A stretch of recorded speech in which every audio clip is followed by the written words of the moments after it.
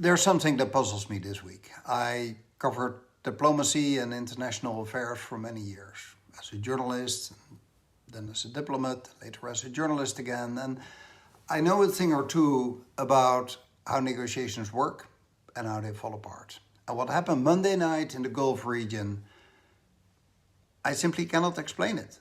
You remember that Trump spent all of Saturday telling the world that a deal with Iran was nearly done. The markets believed it, oil prices fell, and then the next day on Sunday he said, oh, let's take a bit more time, still optimistic. Fine.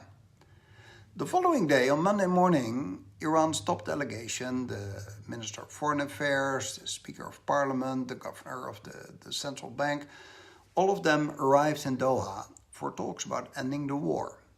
All senior people, critical moment. And then, only hours later, the US military suddenly struck missile sites in southern Iran. Iran did not restart fighting that night.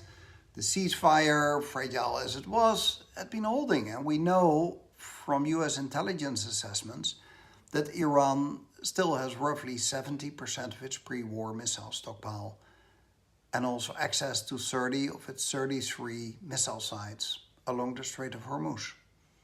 Now, 38 days of the largest US bombing campaign since Iraq did not really change those numbers significantly, especially since the Iranians managed to dig out those sealed sites much faster than the Pentagon had expected. So why, at that exact moment, with Iran's delegation already in Doha, did the US launch another strike? What was supposed to be different this time? And would that one attack after 38 days of bombing suddenly make such an essential difference? I do not have an answer. I've read every analysis that I could find this morning, and it seems nobody else has the answer. But what I do know is this, that when you surround yourself only with people who agree with you, you stop hearing what is actually happening. The New York Times reviewed 12 hours of Trump cabinet meetings, and they found out that 1 in every 6 sentences was either flattery, credit, or attacks on the previous administration. And not once in the footage did anyone say, here's a problem with our approach, we have to do it differently. Now, Churchill, 86 years ago today, stood up after Dunkirk, and he said that wars are not won by evacuations. He named a failure, he named it directly in Parliament, and then he said what he was going to do about it. And that combination of honesty about what went wrong, and then clarity about what comes next, that is how you make decisions that hold. And that is rare, but honesty is essential to achieve your goals.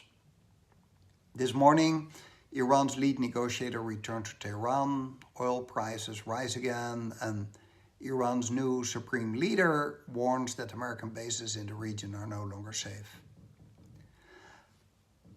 I have no idea how this will end, but what I do know is that we passed the number of 100 paying subscribers who read the Morning Compass, and I'm really grateful for that. We crossed that number this week, and it matters to me, not the number itself so much, but it matters for what it means. It means that this kind of daily honest analysis from a European perspective, with no agenda other than trying to make sense of a complicated world, has value for you. And I would like to thank you for that. And I'll be back tomorrow morning, and I hope you'll be back tomorrow morning as well.